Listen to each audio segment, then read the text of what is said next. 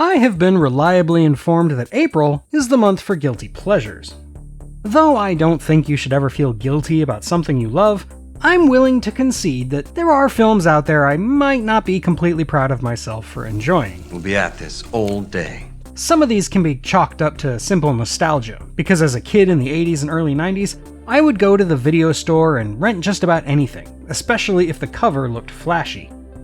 The subject of today's review is one such film, a movie that I rented based solely on the cover art. I'm sure most people will tell me this movie is absolutely a guilty pleasure. However, I am not at all ashamed to love it, and I'm here to tell you why. Yeah, I'm listening.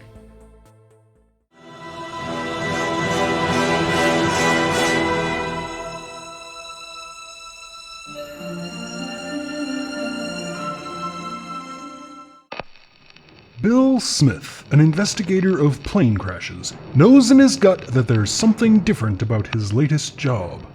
The cockpit tape has a bizarre outburst from one of the flight crew, a few of the watches recovered from the wreckage are running backwards, and most importantly, after he finds a strange device that temporarily paralyzes him, he is visited by women from the future who tell him to forget they were ever there, even though he had already met one of them the day before. Unable to forget this remarkable woman, he sets out to unravel the mystery, unaware that he may be putting all of reality at risk. Before we go any further, if you could please hit that like button, we might be able to stave off the next timequake. If you really do like this video, please subscribe as well. Thank you in advance. With that out of the way, let's get back to the subject at hand. Our story begins with John Herbert Varley, a science fiction writer who emerged in the mid-70s and would, over the years, achieve multiple Hugo, Nebula, and Locus Awards for his fiction. In 1977, he published a short story called Air Raid that outlined the basic idea of a group of time travelers from a distant dystopian future replacing passengers on a doomed airplane flight so that they may be used to repopulate the human race on distant Earth-like worlds. MGM optioned the story to be expanded into a feature film. In its earliest incarnation, the film Air Raid was going to be directed by the effects legend Douglas Trumbull, and would star Paul Newman and Jane Fonda. However, due to pretty serious problems in the production of Trumbull's other film at the time, Brainstorm, which I swear I'll get to one of these days because it's a hell of a behind-the-scenes story, Trumbull had to drop out of the project.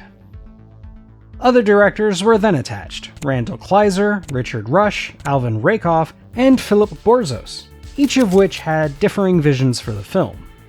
The original story's writer, John Varley, stepped in to write the screenplay throughout these directorial handoffs, with the script going through significant changes each time.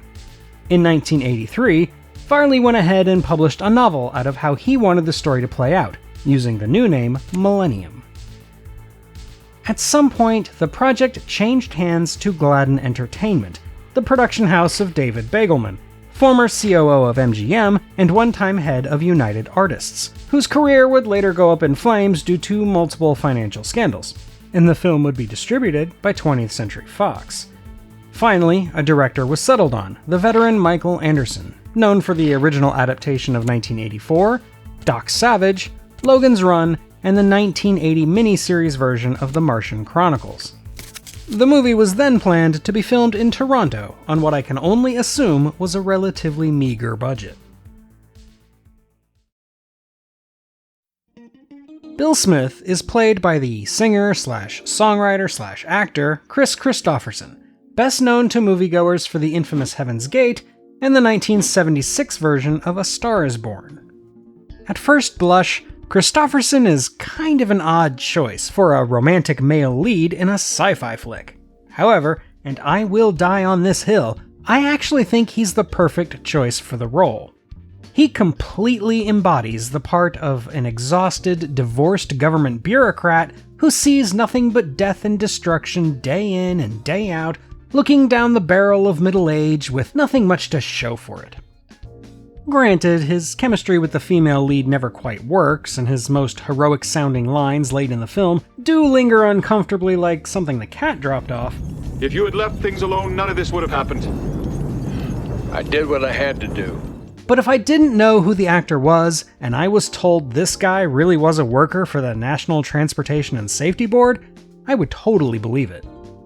As for the female lead, the wonderfully named Louise Baltimore, they cast Cheryl Ladd, best known for being Farrah Fawcett's replacement on Charlie's Angels, and, like Christopherson, for having a surprisingly successful singing career. The actress is 14 years younger than Christopherson, but the gap feels even larger with Christopherson's permanently grisly look, which goes a long way to making their chemistry questionable at best.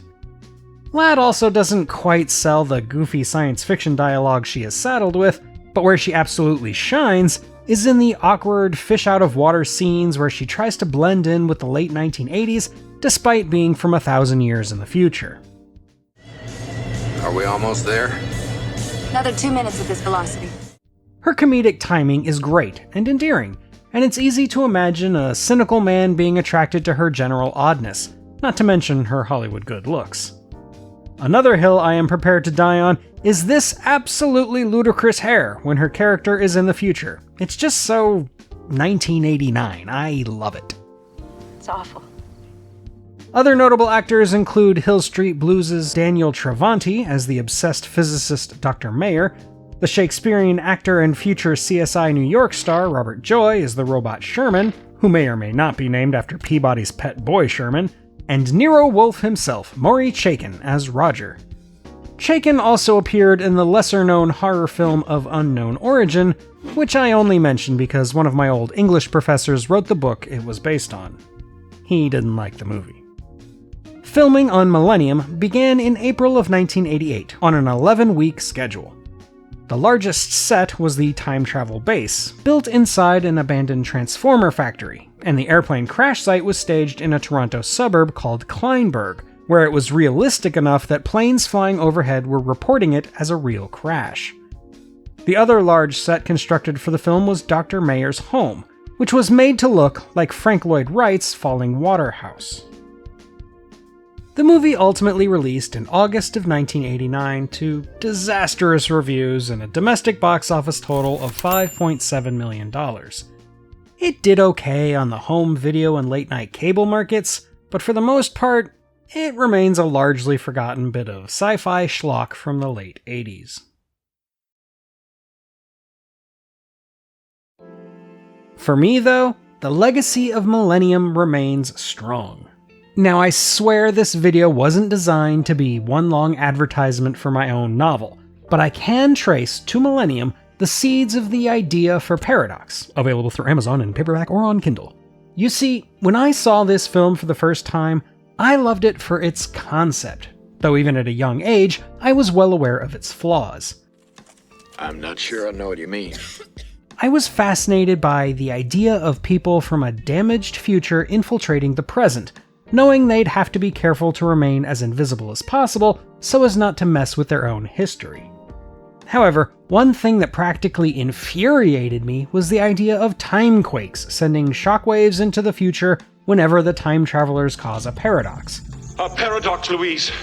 You've changed the past. I knew there had to be a better way to handle the paradox conundrum. That means you were never born, and if you weren't, how did you build the time machine? And that started me on a lifelong journey into an amateur's understanding of the underlying physics of time travel, particularly the work of Kip S. Thorne.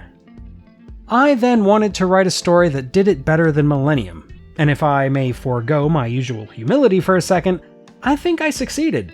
No offense to John Varley, who is a far more successful writer than I am. That said, when I watched Millennium again for the purposes of this review, I tried to be objective about it, tried to forget all of my history with the movie and just watch it as I would any other 80s sci-fi adventure. In that way, I will admit that this is not an objectively great film by any stretch of the imagination. The acting is pretty terrible, even from actors who I know can do better. The music by Eric Robertson is obnoxious, the editing is hacky, and the climax is almost incoherent due to obvious budget limitations and weird re-edits. like this clearly 80-yard line revealing that Baltimore is inexplicably pregnant. Go with him. You are going to have his child.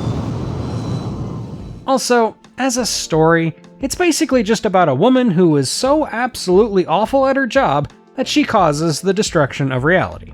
Really, that's what happens.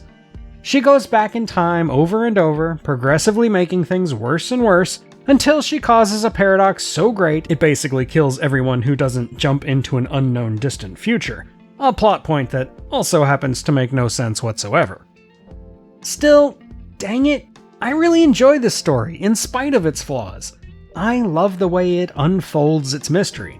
I love its handful of really well executed plot twists, and I love the way it handles the time travel itself, outside of those stupid timequakes.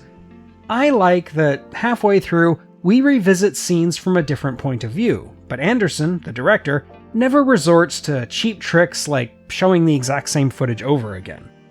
And while I have admitted that I don't think the leads have much in the way of romantic chemistry, I do like that this is, at its heart, a romance, rather than the action movie I'm sure most studio executives would have wanted to turn it into.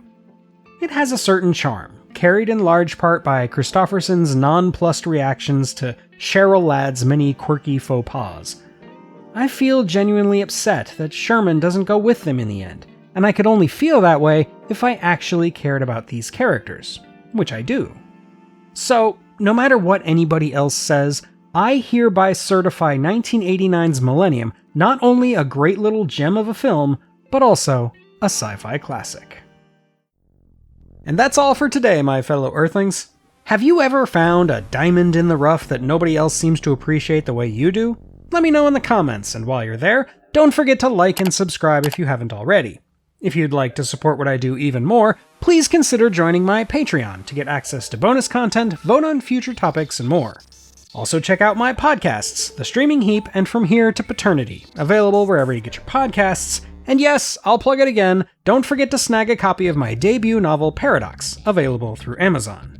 You can find links in the description and on my website at emcgill.com, where you'll find written reviews of plenty more sci-fi classics in both film and literature.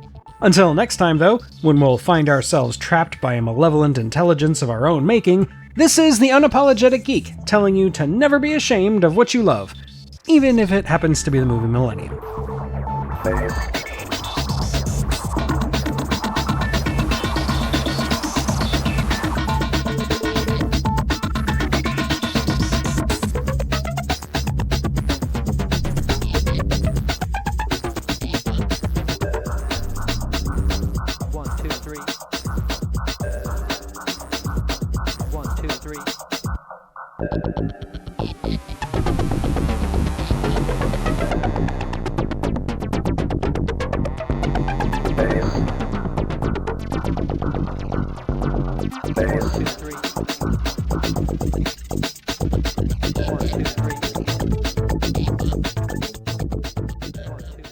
Suffragette movement, 19th Amendment, Rosie the Riveter, bra burning, Gloria Steinem, ERA, the Battle of the Sexes. Who won?